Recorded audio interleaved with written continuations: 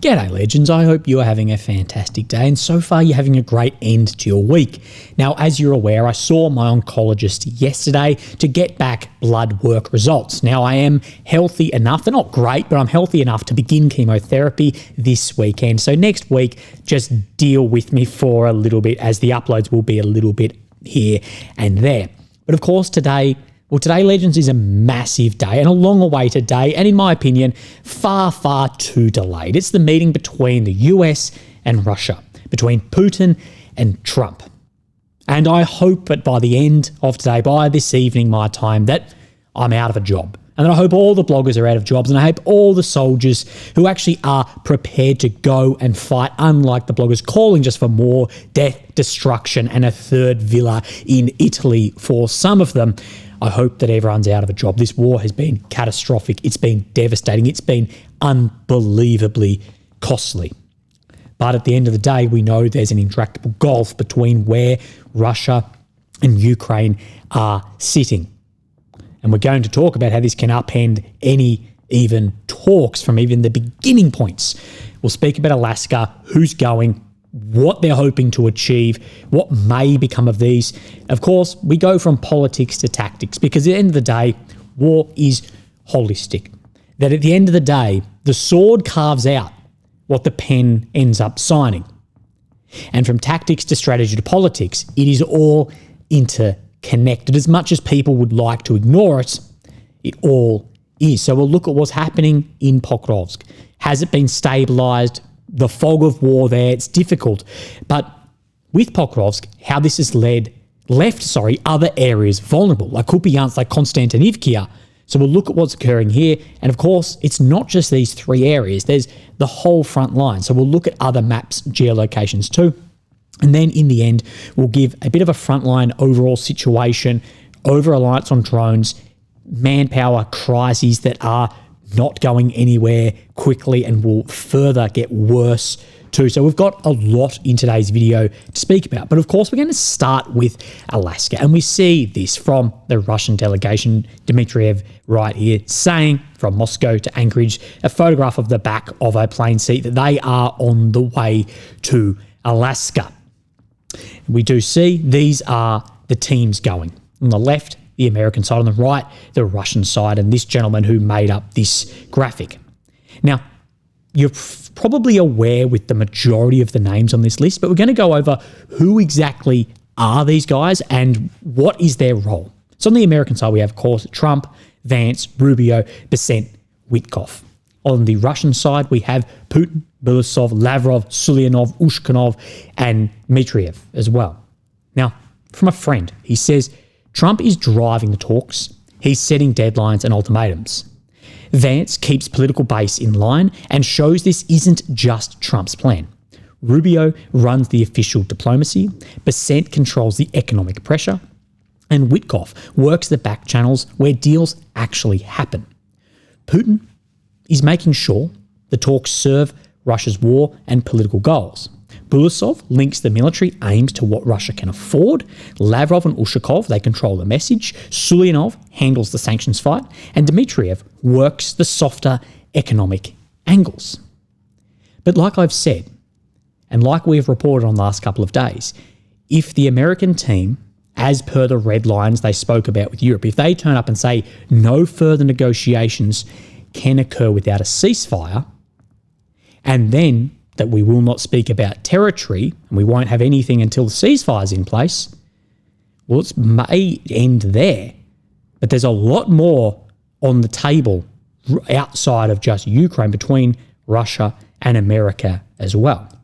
And Tatragami says this, considering that Putin is bringing his Minister of Economics, they will probably talk all kinds of economic cooperation, Arctic ventures, strategic nuclear control, sanctions, mineral resource deal, and other hot air. But a lot of these strike the fear into European leaders. By diluting summit topics, Ukraine's section decreases. How to talk about everything and nothing at the same time. A great way to derail negotiations, buy time and get away with it without changing much or ending the war. But as you and I have spoken about again and again, that the Russian side see that negotiations are an ongoing part in their total war, from tactics to politics and strategy involved. where the Ukrainian, the European side, they are adamant that ceasefires must come first, although history is not on the side of that occurring in war. But we've always said that in this there's a lot of political theatre, and that it is in Putin's interest to delay and look as if he is the one who is ready for the settlement and that he can have this delivered on, and that it is the other side who is then delaying. But the difference is here. Trump's leverage on Ukraine and Europe and his leverage on Russia is not equal. He has vastly more leverage on Ukraine and Europe than he does on Russia. And if Trump wants, he can use his leverage to deliver on Putin's goals. He can't do this for Zelensky's overall goals. Putin will aim to make Ukraine and Europe look like the ones who are unwilling to end the war, further dividing these parties with the US as well. But at the end of the day, we've seen how reliant Ukraine and Europe is on the US. That's why I said there's so much leverage there. And I, like many, seriously doubt Trump's huge secondary sanctions that is threatened from his party and others in America as well. End of the day, that is not as immediate, and we don't know what becomes of that either. Another point in this is I do wonder how maximalist Trump thinks Putin's demands actually are. And I had a friend behind the scenes say, look, these demands are, of course, more than Russia control at the moment. But he said, I don't think that they are that maximalist. He said maximalist would be all of Ukraine or up to the Dnieper, not what is rumoured to be a settlement along the line and taking of the Donbass, of which they control the majority of already, and does look like militarily they will be able to achieve this over the next year or so. He said, how maximalist does this actually look to Trump for Trump to get a settlement here? Again, Trump has so much leverage one way and not that much the other way without having serious implications for his own and other sovereign independent nations' economies also. And a gentleman who you're going to see throughout this today, Conrad Mazuka, a military analyst from Roshan Consulting, who have an email in their inbox from me looking for an interview here, was asked in the media, the summit between Presidents Trump and Putin is upon us. What do you expect in the context of Ukraine? He says, I don't have particularly optimistic expectations. It seems that Russia still maintains maximalist goals for Ukraine, assuming its complete subjugation. At this stage of the war, Moscow is in a more favourable position. So Putin will negotiate from a position of strength. And exactly like if it was the opposite, if Ukraine was currently in Russia's position, they would be negotiating from a position of strength. And if Russia was saying we want a ceasefire before any talks and we're not going to speak about territory, we would laugh at it. Leaks regarding Ukraine's alleged ceding of the remaining part of Donetsk Oblast have already been denied by Kyiv. Therefore, there is a risk that after the summit, Ukraine will be on a collision course with the United States.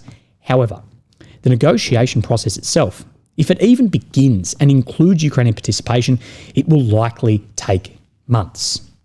But starting it, there has to be a ceasefire and that no one's going to be discussing territory. Given the differences in power at the moment, I don't have high hopes. And the longer and longer this goes on, of course, sunken costs fallacy is harder and harder to end.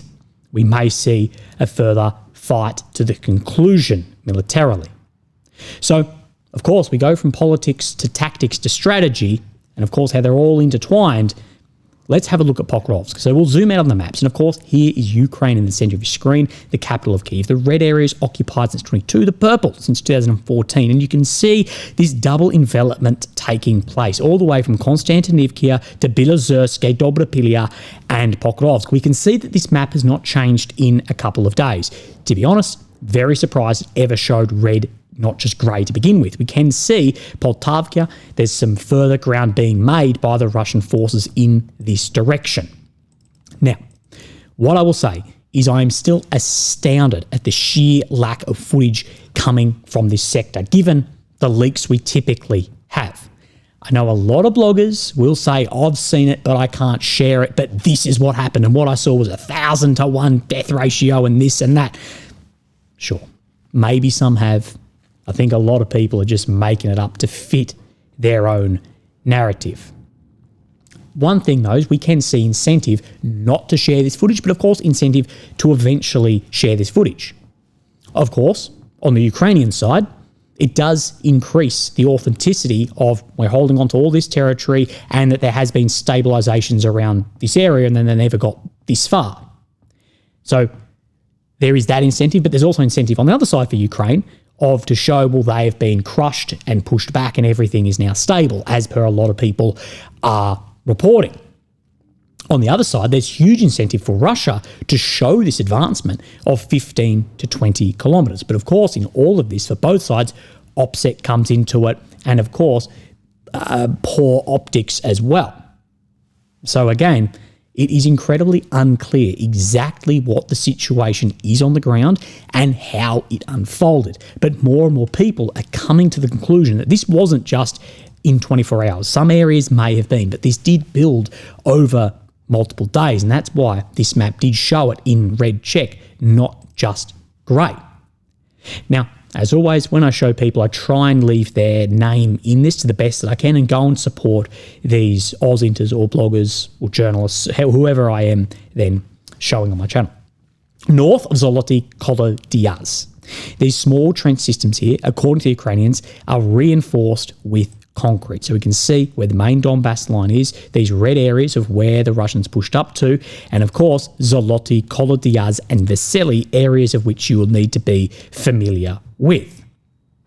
They say it already takes dozens of drone drops and FPV attacks to force them out of a wood dugout. If they were able to gain a foothold in these concrete trenches, it would be impossible to knock them out.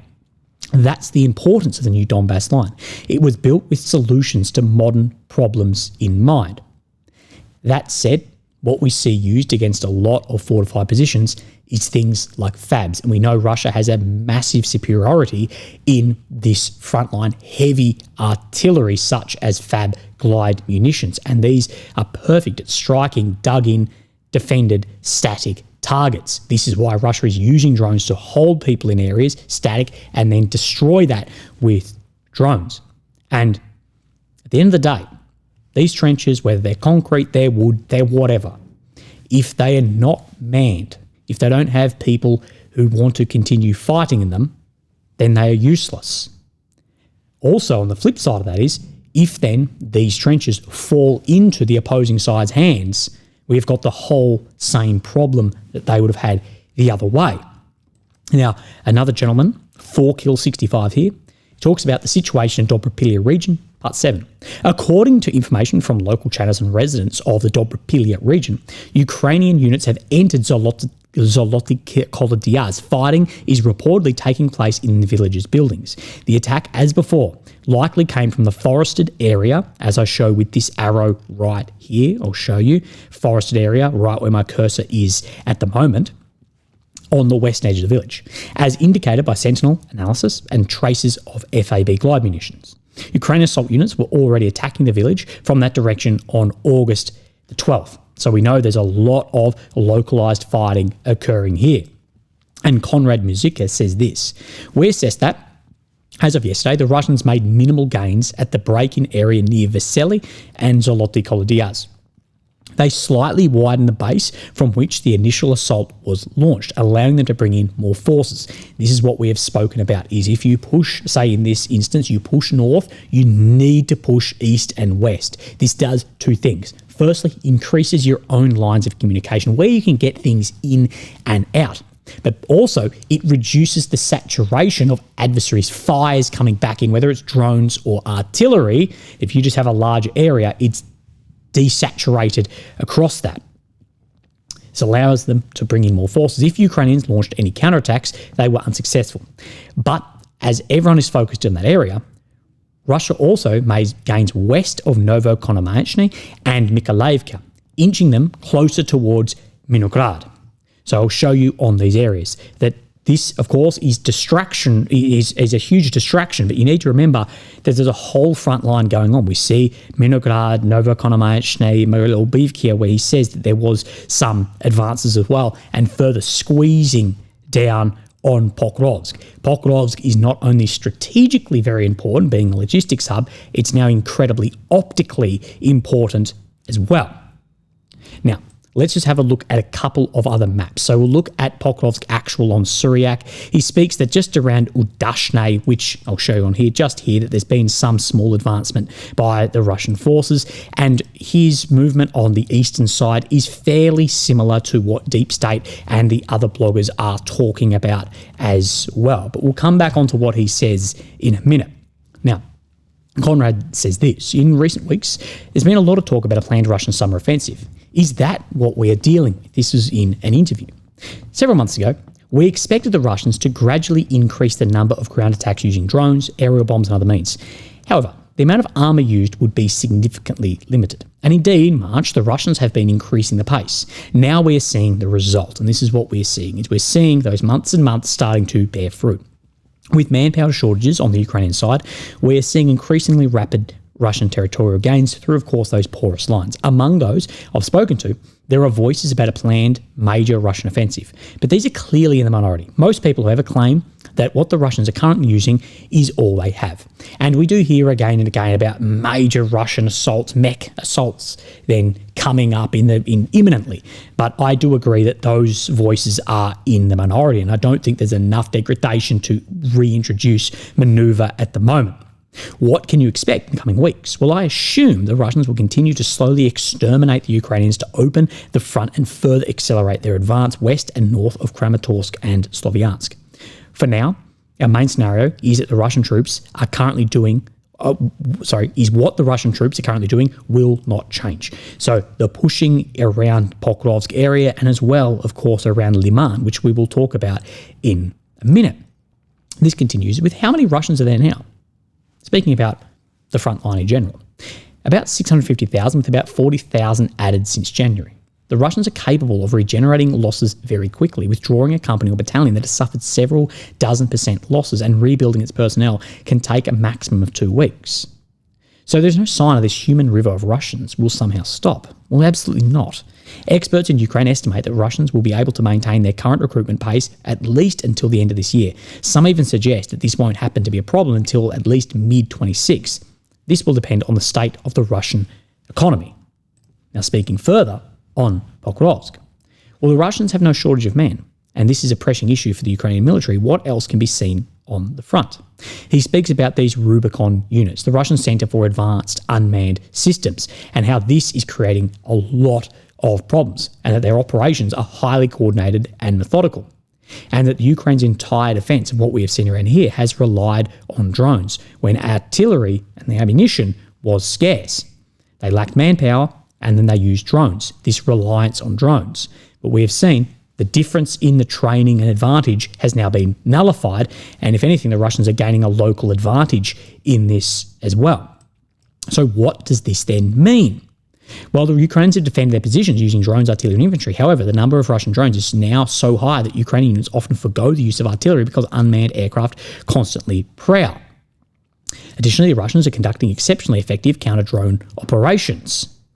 At the battalion level, 70-80% of logistical effort is devoted to supplying drone units for Ukraine, and only 20-30% for infantry support. Maintaining drone capabilities is a high priority for the Ukrainians than securing the operations in the frontline units. And of course, this all goes into the problems that we did see here about lines having an over-reliance on drones, but at the end of the day, these can only be seized and held by infantry. And this goes into a whole issue that we saw come to a head around Pokrovsk. But we know Pokrovsk has likely been somewhat stabilised. But Syriac talks about this, and I think this is very important to look at too. He talks about how this could be similar to what we saw around Kursk. Of course, very different forces heading into very different defences. But he says it is possible that the Russian offensive will be contained. However, unlike what happened in August 24 in Kursk, Ukraine does not have enough manpower to stabilise the front without jeopardising others, such as Constantinia and Kupiansk. And what we saw, the goal of Kursk, with all the optics, but the real tactical goal of Kursk was to draw forces away from the Donbass, and that didn't happen. If anything, it drew way more Ukrainian forces, at least by a percentage of forces, into that area, and we saw the Donbass then starting to fall faster, that Russia did have the manpower to eventually stabilise this without massive redeployments and sacrificing or jeopardising other areas. And Suryak pushes back that, well, Ukraine's not going to have the manpower to do this.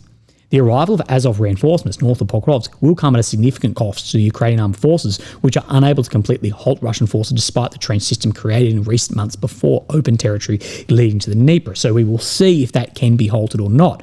But what we've said is there's not some mythical massive brigade sitting somewhere. That movement at the moment is going to leave other areas thinner. We've gone over 1 million times. The point of attritional war, if you're numerically superior, is to create a crisis in multiple sectors, and once it's stabilised, to create a crisis somewhere else.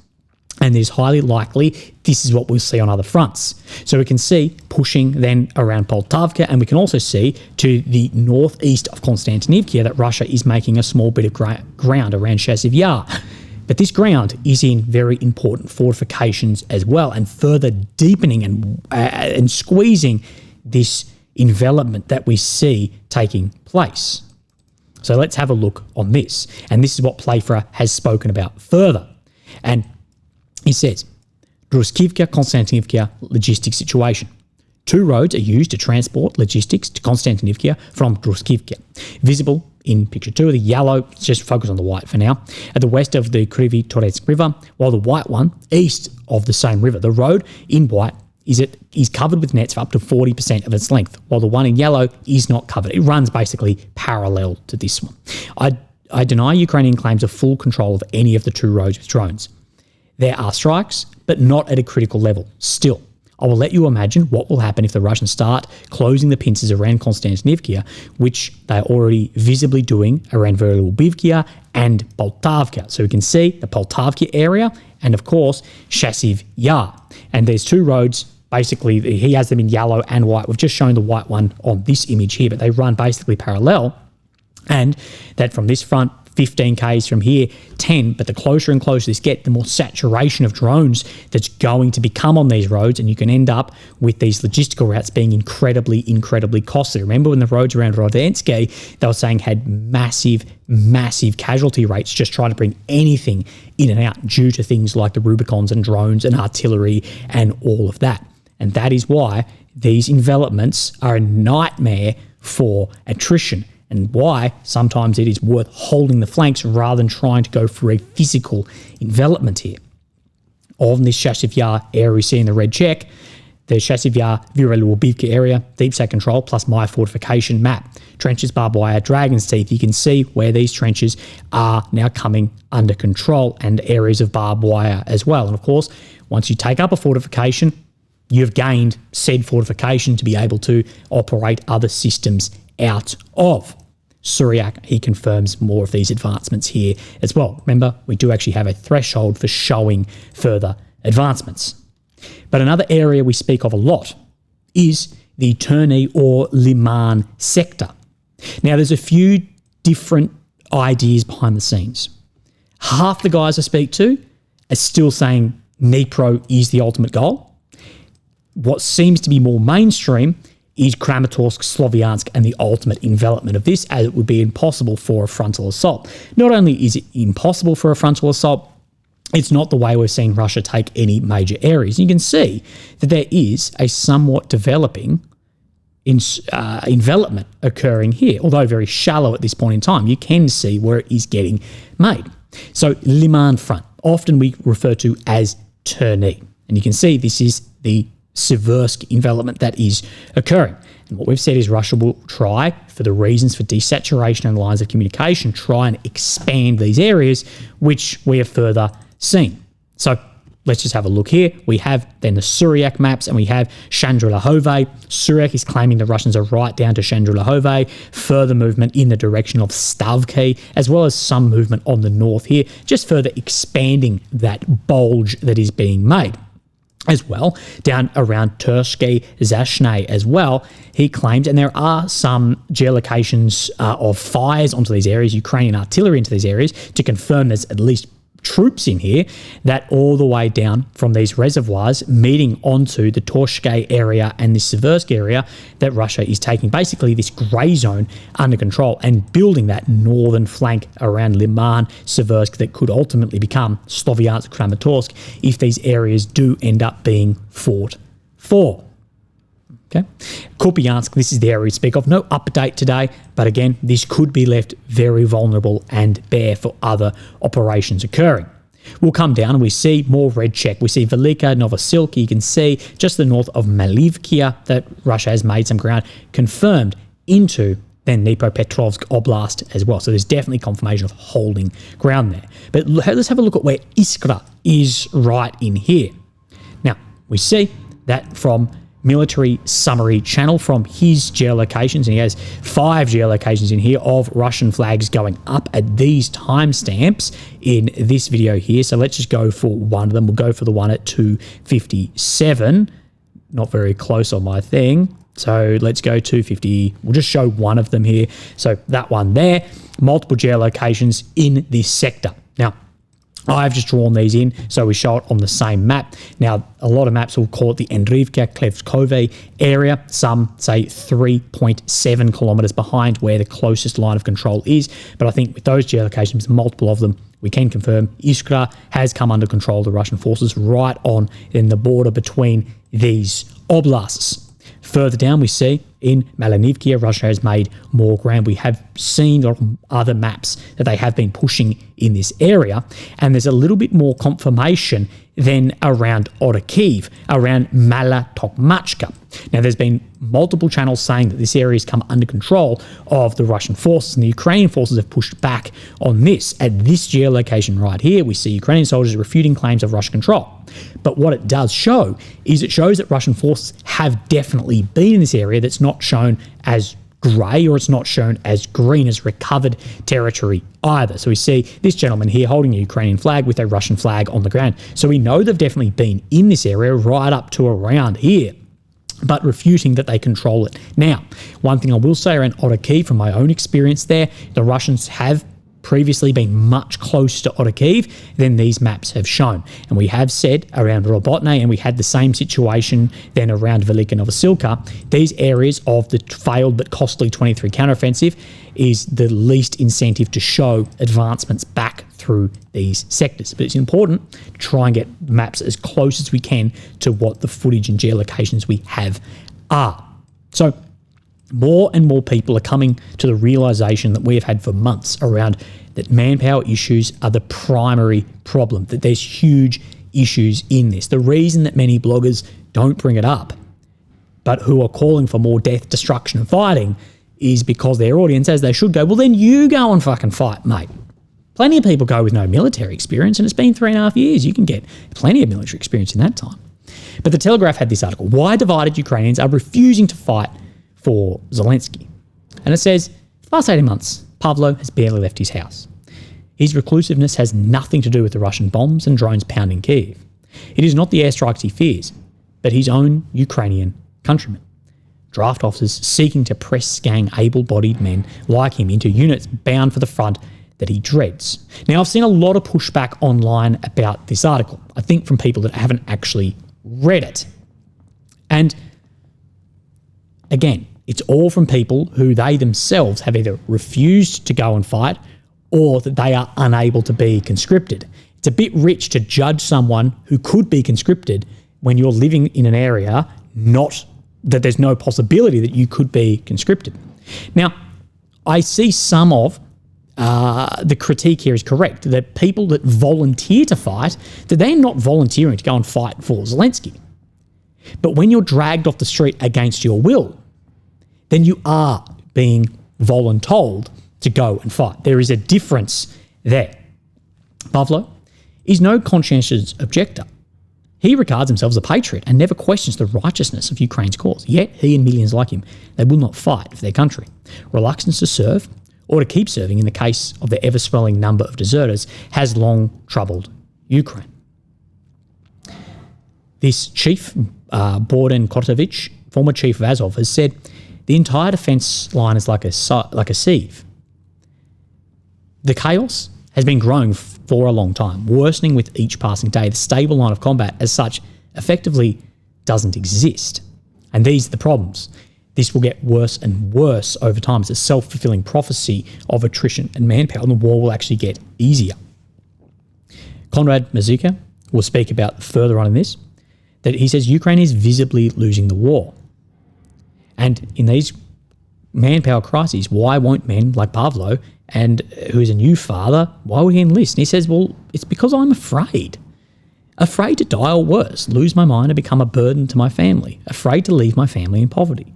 Afraid that my daughter will grow up as an orphan. Afraid of being captured and tortured for months.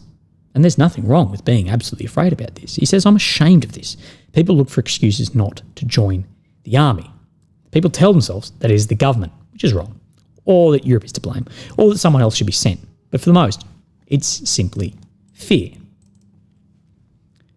When Russia launched its full-scale invasion in Feb 22, Ukraine had 260,000 troops. By summer, that had swelled to 700,000 as volunteers flooded in.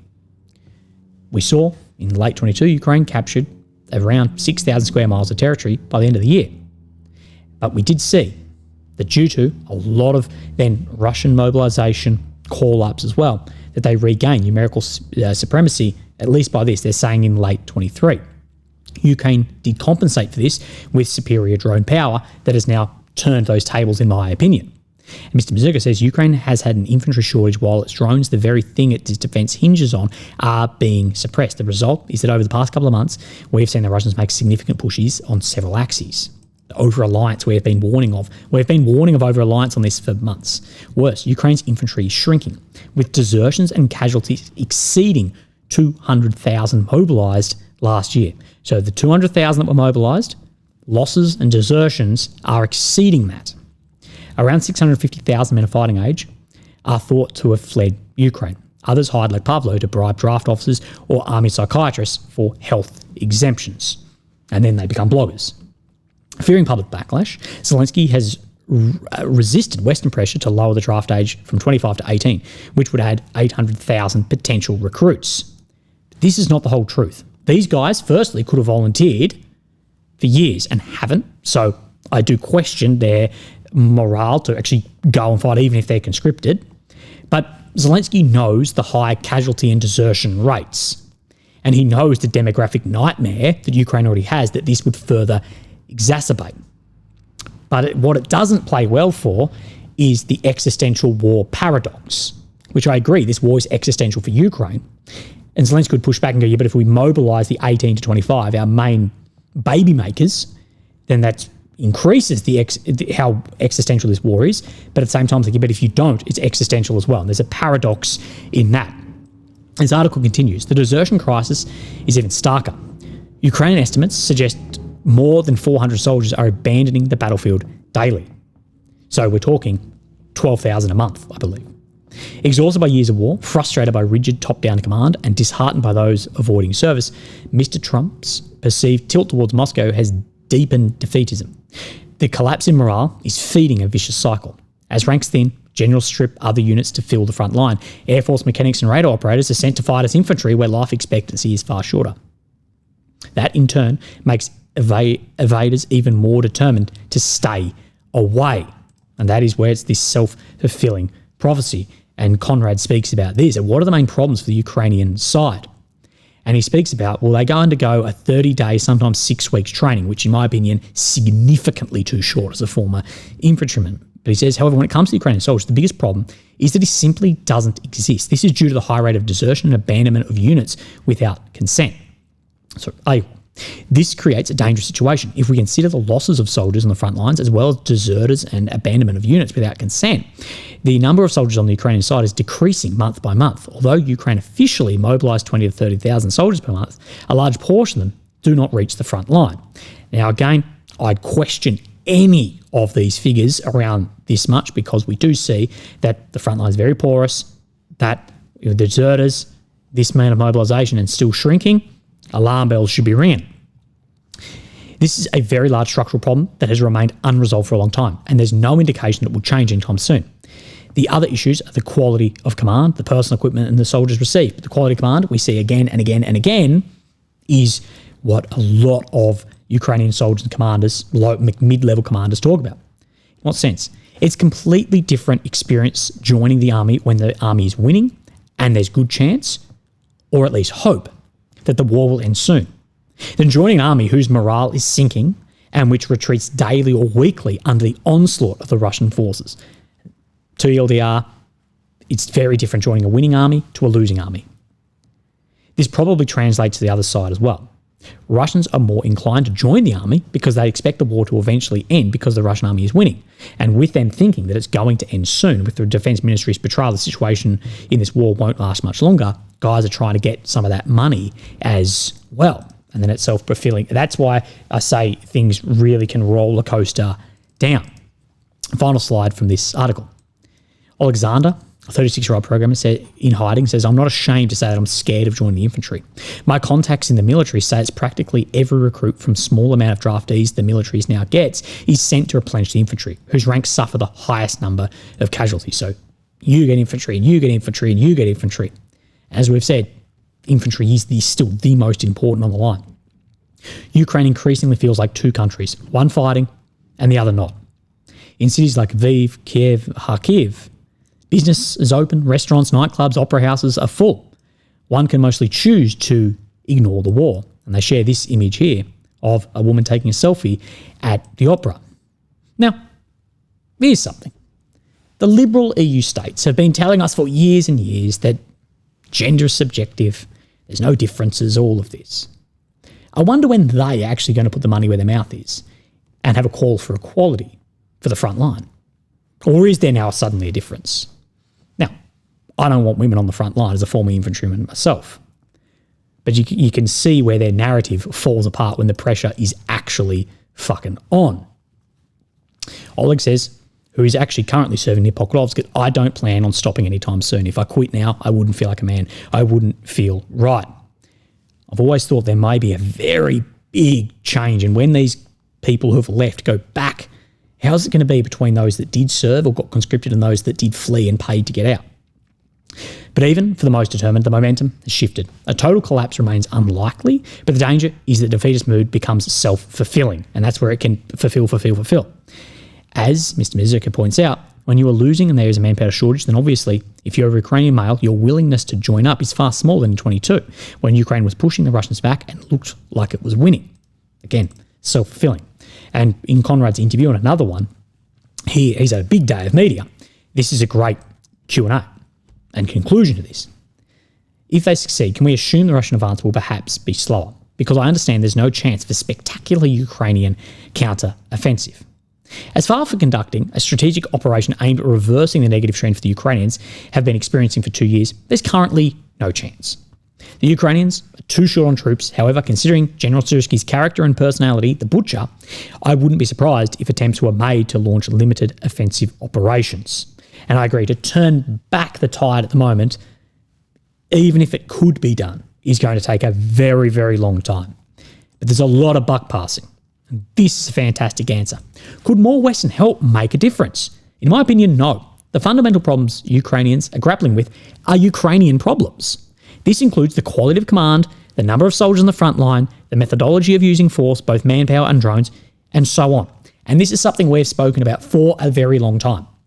That there's this buck passing of concern, and trust me, when the war ends, we're going to see that it was Trump saving Putin, not the reality of the battlefield. But no one wants to bring up the problems that actually Ukraine can fix.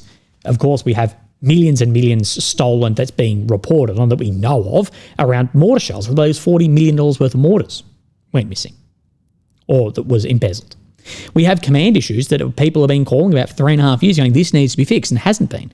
And of course, the manpower issues. But it's very unpopular to bring up, hey, well, these are things that you can fix. It's more popular to say, well, just more needs to be delivered. Giving Ukrainians hundreds more ATACMS missiles won't change the nature of this war. Ultimately, to retake a town, you need infantry supported by drones and artillery. And this is what we say. All these fires, from ATACMS to drones, they can increase the cost. They can be a battlefield multiplier. But at the end of the day, you need infantry to seize and hold terrain. Ukrainians are increasingly short on infantry. artillery is being effectively defeated, Western equipment isn't a panacea for all of Ukrainians' problems. The most important problems Ukraine faces must be solved by the government of Kyiv, not by Western countries. And I agree with this. And now, finally, people are starting to see these problems that everyone has seen for a very long, most people have seen for a very long time. But what we've said is it is very, very late in the war to be going, hey, we need to fix command issues and manpower. It's incredibly late to be doing that. And it's going to take years, if not a decade, really, to fix command problems. Armies move very quickly. Armies move incredibly slowly. Anyway, legends, a lot in that today. Next video tomorrow, I guess we'll have the outcome of Alaska. Maybe I'll be out of a job working at McDonald's, and that's fine by me as long as the killing bloody stops. Because as much as I'd like to see this war end one way, I know that at the end of the day, negotiations will take into the reality on the battlefield. And the continuation of this, we're going to end back at negotiations in 6 months in a far worse position for Ukraine, given the battlefield that we're seeing at the moment. Legends, look after yourselves. Have a great day. Have a great weekend. I'll speak to you tomorrow. Thank you. Bye-bye.